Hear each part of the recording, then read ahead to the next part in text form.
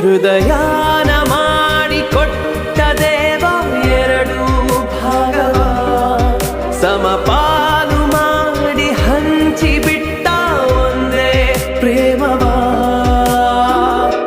ಮರಳಿ ಮನಸಾಗಿದೆ ಮರಳಿ ಮನಸಾಗಿದೆ ಮರಳಿ ಮನಸಾಗಿದೆ ಮರಳಿ ಮನಸಾಗಿದೆ.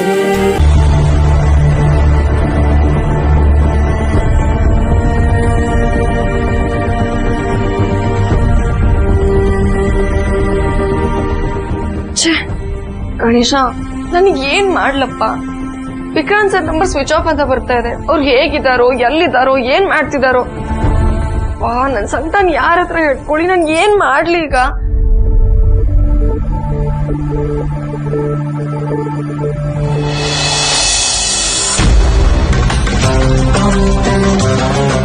ಯಾವಾಗಲೇ ಆಗಲಿ ಎಷ್ಟೊತ್ತಿಗೆ ಆಗಲಿ ನನ್ನಿಂದ ಏನೇ ಸಹಾಯ ಬೇಕಿದ್ರು ನನ್ನ ಕಾಂಟ್ಯಾಕ್ಟ್ ಮಾಡಮ್ಮ.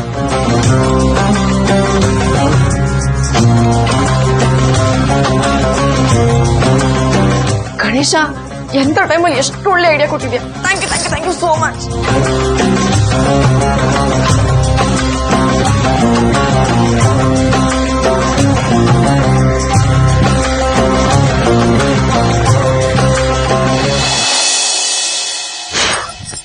ಸದ್ಯ DIG ಅವ್ರ ನಂಬರ್ ಸಿಕ್ತು. ರಾತ್ರಿ ಹೊತ್ತಲ್ಲಿ ಫೋನ್ ಮಾಡ್ತಿದ್ದೀನಿ ಅಂತ ಅವ್ರು ಬೇಜಾರು ಮಾಡ್ಕೊಂಡ್ರು ಪರವಾಗಿಲ್ಲ, ನನಗೆ ವಿಕ್ರಾಂತ್ ಸರ್ ಹೇಗಿದ್ದಾರೆ ಅಂತ ಗೊತ್ತಾಗ್ಬೇಕಷ್ಟೇ.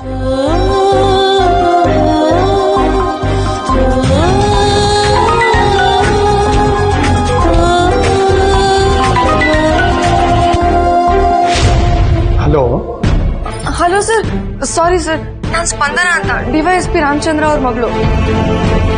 ಅದೇ ಸರ್, ನಾನು ನಿಮ್ಮ ಆಫೀಸಿಗೆ ಬಂದಿದ್ನಲ್ಲ, ನಾನು ಸ್ಟೇಟ್ಗೆ ಫಸ್ಟ್ ಬಂದಿದ್ದೆ ಅಂತ ನೀವು ನಂಗೆ ಅಪ್ರಿಶಿಯೇಟ್ ಮಾಡಿದ್ರಲ್ಲ. ಅಯ್ಯೋ ವಿಕ್ರಾಂತ್ ಸರ್ ಹೆಂಡ್ತಿ ಸರ್ ನಾನು. ರಿಲ್ಯಾಕ್ಸ್ ರಿಲ್ಯಾಕ್ಸ್, ನಿನ್ ನಂಬರ್ನ ನಾನು ಸೇವ್ ಮಾಡಿ ಇಟ್ಕೊಂಡಿದ್ದೀನಮ್ಮ. ಯಾಕೆ ಇಷ್ಟೊಂದು ಟೆನ್ಷನ್ ಆಗಿದೆಯಾ? ಆರಾಮಾಗಿ ಉಸಿರಾಡು. ಸರಿ, ಈಗ ಹೇಳಿ ಏನಾಯ್ತು? Are you all right? Sir, first of all ನಿಮ್ಮಂತ ದೊಡ್ಡ ಆಫೀಸರು ನನ್ನ ಹೆಸರು ನೆನ್ಪಿಟ್ಕೊಂಡಿದ್ದಕ್ಕೆ, ನನ್ನ ನಂಬರ್ನ ಸೇವ್ ಮಾಡ್ಕೊಂಡಿದ್ದಕ್ಕೆ ಥ್ಯಾಂಕ್ ಯು ಸರ್. ಇನ್ನೊಂದು, ನಾನು ಓಕೆ ಇಲ್ಲ ಸರ್. ನನ್ನ ಗಂಡನ್ ಕಾಲ್ ಮಾಡಿದೆ, ಅವ್ರು ತುಂಬಾ ಸಲ ಕಟ್ ಮಾಡಿದ್ರು. ಆಮೇಲೆ ನೋಡಿದ್ರೆ ಸ್ವಿಚ್ ಆಫ್ ಅಂತ ಬಂತು. ಟೈಮ್ ಬೇರೆ ಇಷ್ಟೊತ್ತಾಗಿದೆಯಲ್ಲ, ಅವ್ರು ಇನ್ನೂ ಮನೆಗೆ ಬಂದಿಲ್ಲ. ನನಗೆ ಬೇರೆ ತುಂಬಾ ಭಯ ಆಗ್ತಿದೆ, ಯಾರಿಗೆ ಕೇಳಬೇಕು ಅಂತ ಗೊತ್ತಾಗ್ಲಿಲ್ಲ. ಅದಕ್ಕೆ ನಿಮಗೆ ಕಾಲ್ ಮಾಡಿದೆ ಸರ್. ಇಷ್ಟು ಸಣ್ಣ ವಿಷಯಕ್ಕೆ ಇಷ್ಟೊಂದು ಟೆನ್ಷನ್ ಮಾಡ್ಕೊಳ್ತಾರನಮ್ಮ. ಪೊಲೀಸ್ ಡ್ಯೂಟಿ ಅಂದ್ರೆ ಹೀಗೆ. ಆದರೂ Vikrant is very lucky to have a wife lucky. ಸರಿ, ನಾನು ವಿಚಾರಿಸಿ ನಿನಗೆ ಫೋನ್ ಮಾಡ್ತೀನಿ, ಓಕೆನಾ? Thank you sir, thank you very much. Okay.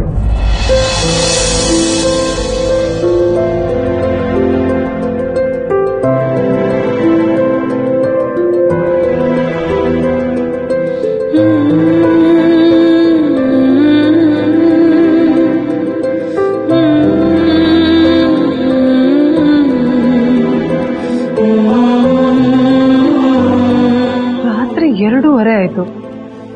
Vicky ಯಾಕೆ ಇನ್ನೂ ಮನೆಗೆ ಬಂದಿಲ್ಲ? ಇವ್ನು ಯಾವತ್ತೂ ಇಷ್ಟು ಲೇಟ್ ಮಾಡೋನಲ್ವಲ್ಲ, ಇವತ್ತು ಮಾತ್ರ ಯಾಕೆ ಇಷ್ಟೊಂದು ಲೇಟ್ ಮಾಡ್ತಿದ್ದಾನೆ?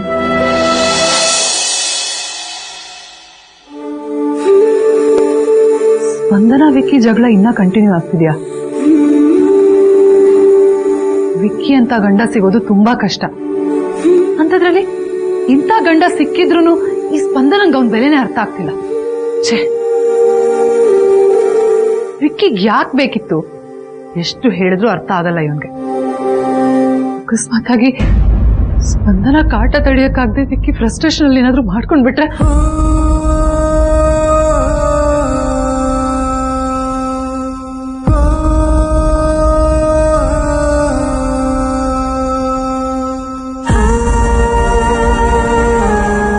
ಫೋನ್ ಬೇರೆ ಸ್ವಿಚ್ ಆಫ್ ಬರ್ತಿದೆ.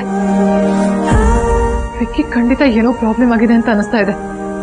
ನೋ ನೋ, ವಿಕ್ಕಿಗೆ ನಾನು ಏನಾಗಕ್ಕೂ ಬಿಡಲ್ಲ. ವಿಕ್ಕಿ ಚೆನ್ನಾಗಿರ್ಬೇಕು.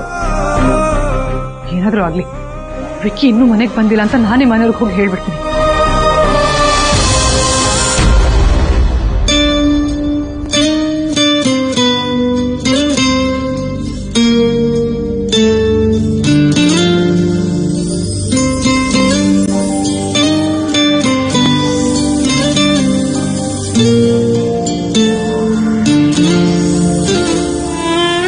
ಪಾಪ ಸ್ಪಂದನನು ಹೀಗೆ ಮಗು ಥರನೇ ಮಲಗಿರ್ತಾಳೆ ಅನ್ಸುತ್ತೆ.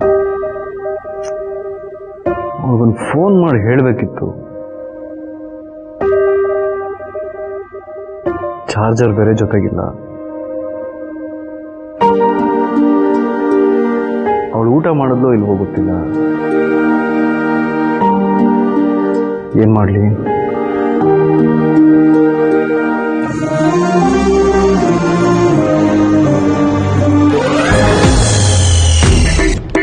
ಅಯ್ಯೋ, ಬೆಳಗ್ಗೆಯಿಂದ ಸ್ಪಂದನ ಬಗ್ಗೆ ಯೋಚನೆ ಮಾಡಿ ಮಾಡಿ ಅವಳೇ ಬಂದಂಗೆ ಅನಿಸ್ತಿದೆ.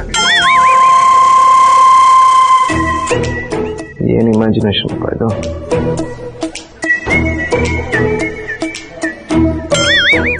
ಐ ಇಮ್ಯಾಜಿನೇಷನ್ ಅಲ್ಲಿ ಬಂದವಳು ನಡ್ಕೊಂಬರೋ ಥರ ಅನಿಸ್ತಿದೆ.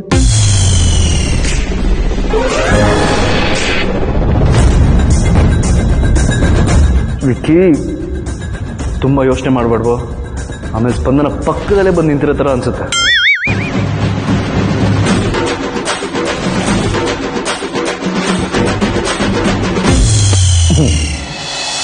ಅನ್ಕೊಂಡೆ ಇಮ್ಯಾಜಿನೇಷನ್ ಅಂತ. ವಿಕ್ರಾಂತ್ ಸರ್, ಏನ್ ಮಾತಾಡ್ತಿದ್ದೀರಾ?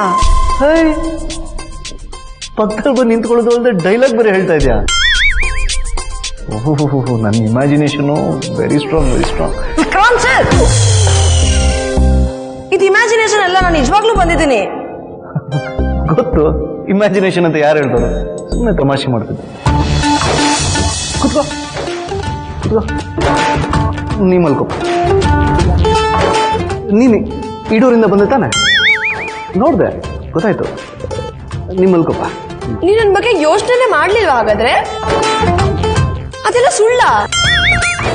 ಹೇಳೋದಕ್ಕೂ ಕೇಳೋದಕ್ಕೂ ಸಮಯವಲ್ಲ. ಸ್ಪಂದನ ಅಲ್ಲಿ ಅಡ್ಮಿಟ್ ಆಗಿದ್ದಾರೆ. ಈ ಟೈಮಲ್ಲಿ ಜಗಳ ಬೇಕಾ ನಿಮಗೆ? ಸುಮ್ಮನೆ ಅಲ್ಲ, ನೀನು ಹೇಗೆ ಇಲ್ಲಿಗೆ ಬಂದೆ? ನಾನು ಇಲ್ಲಿದ್ದೀನಿ ಅಂತ ಹೇಗೆ ಗೊತ್ತಾಯ್ತು? ನೀವಿರೋ ಜಾಗ, ನೀವ್ ಮಾಡಿರೋ ಕೆಲಸ ಎಲ್ಲ ನನಗೆ ಗೊತ್ತು. ಅದ್ ಹೇಗೆ ಅಂತ ನೀವ್ ಕೇಳೋ ಹಾಗೂ ಇಲ್ಲ, ನಾನು ಹೇಳೋ ಹಾಗೂ ಇಲ್ಲ. ಹೇಳ್ಬಾರ್ದ? ಯಾಕೆ? ಅಲ್ಲ, ಯಾರು ಕೇಳಿದೆ ನೀನು? ನಾನು ಇಲ್ಲಿದ್ದೀನಿ ಅಂತ ಹೇಳಿದವ್ರು ಯಾರು? ಹೆಲೋ, ನಮ್ ನೆಟ್ವರ್ಕು ಸಿಕ್ಕಾಪಟ್ಟೆ ಚೆನ್ನಾಗಿದೆ. ನೀವ್ ಎಲ್ಲೇ ಹೋದ್ರೂ ನನ್ ಕಣ್ ತಪ್ಸಕ್ ಆಗಲ್ಲ ಸ್ವಾಮಿ.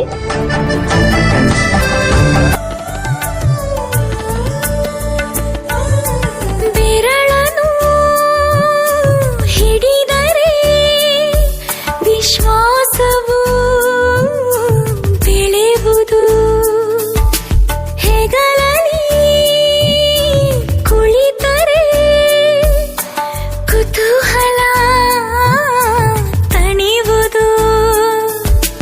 ನಾನು ಓದೋ ಪಾಠದಲ್ಲಿ ಅದು ಯಾಕೆ ನಿನ್ನ ಹೆಸರಿಲ್ಲ, ನಿನ್ನ ಹಾಗೆ ಯಾಕೆ ಯಾರಿಲ್ಲ. ಸ್ಪಂದನ, ಏನು ಯೋಚನೆ ಮಾಡ್ತಾ ಇದೀಯಾ? ಈ ಮಗು ಬಗ್ಗೆನಾ? ಇವಳು ಸಿಂಚನ, ಇವ್ರ ತಂದೆ ಹೆಸರು ಶಮಂತ್ ಅಂತ ತಾನೆ? ನನಗೆಲ್ಲ ಗೊತ್ತು. ಒಬ್ಬ ಆಫೀಸರ್ ಬೇರೆಯವ್ರಿಗೆ ಹೇಳಿ ಮಾಡಿಸೋ ಕೆಲ್ಸನ ಅವರೇ ಖುದ್ದಾಗಿ ಮಾಡ್ತಿದ್ದಾರೆ ಅಂದ್ರೆ ಏನೋ ಕಾರಣ ಇರಬೇಕು ಅಂತ ಅನ್ಕೊಂಡಿದ್ದೆ. ಆದ್ರೆ ಆ ಕಾರಣ ಈ ಹೆಸರು ಅಂತ ಗೊತ್ತಾಯ್ತು. ನಿಮಗೆ ನಿಮ್ಮ ಅಣ್ಣ ಅಂದ್ರೆ ಎಷ್ಟು ಪ್ರೀತಿ ಅಲ್ವಾ?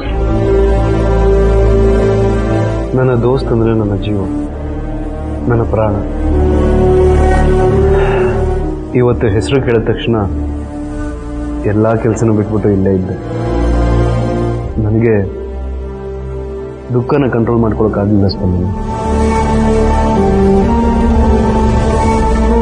ನನಗೆ ಗೊತ್ತು ವಿಕ್ರಾಂತ್ ಸರ್, ನೀವು ಎಮೋಷನಲ್ ಆಗಿ ಊಟನೂ ಮಾಡಿರಲ್ಲ ಅಂತ ನನಗೆ ಗೊತ್ತು.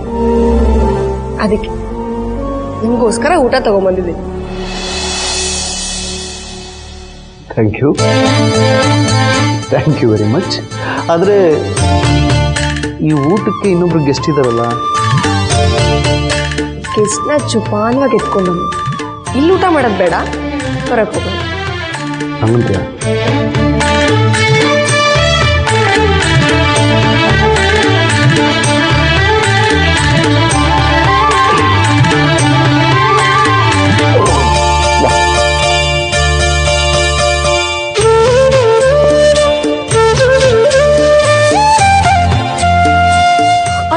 ವಿಕ್ರಾಂತ್ ಸರ್, ಪಾಪು ಎದ್ಬಿಟ್ಲು. ಸುಮ್ಮನಿರಮ್ಮ, ನಿನ್ ಗಲಾಟೆಗೆ ಇಡೀ ಊರೇ ಎದ್ದೇಳುತ್ತಂತೆ. ನಿನ್ ಪಾಪು ಏನು? ನಮ್ ಡ್ಯಾಡಿ ಬೇಕು, ನಮ್ ಡ್ಯಾಡಿ ಬೇಕು. ಎಲ್ಲಿ ನಮ್ ಡ್ಯಾಡಿ? ನೋಡು, ನಿಮ್ ಡ್ಯಾಡಿ ಬರ್ತಾರೆ, ಹುಷಾರಾಗ್ತಾರೆ, ಅಳ್ಬಾರ್ದು. ಪಾಪು, ನೀನ್ ಅಳ್ಬೇಡ. ನೀನ್ ಹತ್ರ ನನ್ಗೂ ಅಳು ಬರುತ್ತೆ. ನೀವ್ಯಾಕೆ ಕಳ್ತೀರಾ? ನಿಮ್ ಡ್ಯಾಡಿನೂ ಕಾಣಿಸ್ತಿಲ್ವಾ?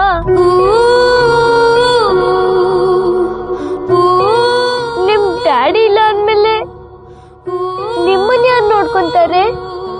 ನನ್ನ ಅಪ್ಪ ಏನ್ ಹಾಗೆ ನೋಡ್ಕೊಳ್ಳೋಕೆ ವಿಕ್ರಾಂತ್ ಸರ್ ಇದ್ದಾರೆ. ನನ್ನ ತಾಯಿ ಹಾಗೆ ಕಾಯೋಕೆ ವಿಕ್ರಾಂತ್ ಸರ್ ಇದ್ದಾರೆ. ಸ್ನೇಹಿತನಾಗಿ ನನ್ನ ಕಷ್ಟ ಸುಖ ಹಂಚ್ಕೊಳ್ಳೋಕೆ ವಿಕ್ರಾಂತ್ ಸರ್ ಇದ್ದಾರೆ.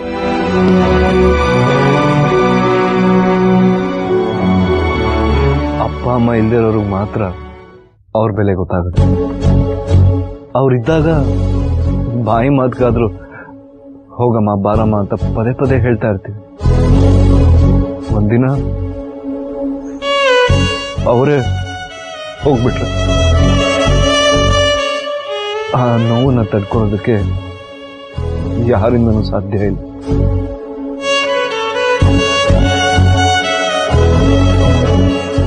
ತಾಯಿ ಇಲ್ದಿರೋ ಈ ಮಗು ತಂದೆ ಕಾಣ್ತಿಲ್ಲ ಅಂತ ಬಿಕ್ಕಿ ಬಿಕ್ಕಿ ಅಳ್ತಿತ್ತು. ಆಗ ನನಗೆ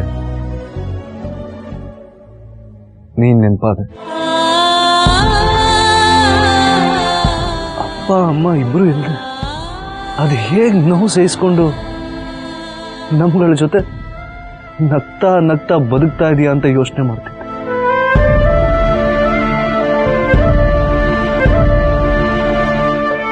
ನಿಜವಾಗ್ಲೂ you are great Spandana.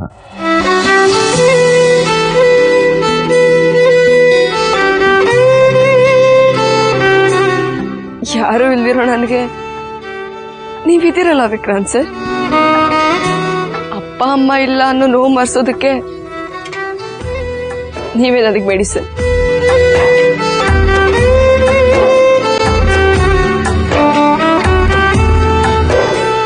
Uncle, ನಾವೆಲ್ಲಿದ್ದೀವಿ? ನಮ್ ಡ್ಯಾಡಿ ಹೆಂಗಿದ್ದಾರೆ? ಆರಾಮಾದ್ರ ಅವರು? ಡ್ಯಾಡಿ ಆರಾಮಾಗಿದ್ದಾರೆ. ಇನ್ನೇನು ಎದ್ದು ಬಿಡ್ತಾರೆ ಪುಟ್ಟ. ನಾವಿಲ್ಲಿಗೆ ಊಟ ಮಾಡಕ್ ಬಂದಿದ್ದೀವಿ, ಆಯ್ತಾ? ಊಟನ? ಹೋಟೆಲ್ ಯಾವುದು? ಹೋಟೆಲ್ ಸ್ಪಂದನ ವೆಜ್. ಊಟ ತಯಾರಿದೆ. ಮತ್ತೆ ಚೇರು ಟೇಬಲ್? ಇದೆ ಚೇರು, ಇದೆ ಟೇಬಲ್.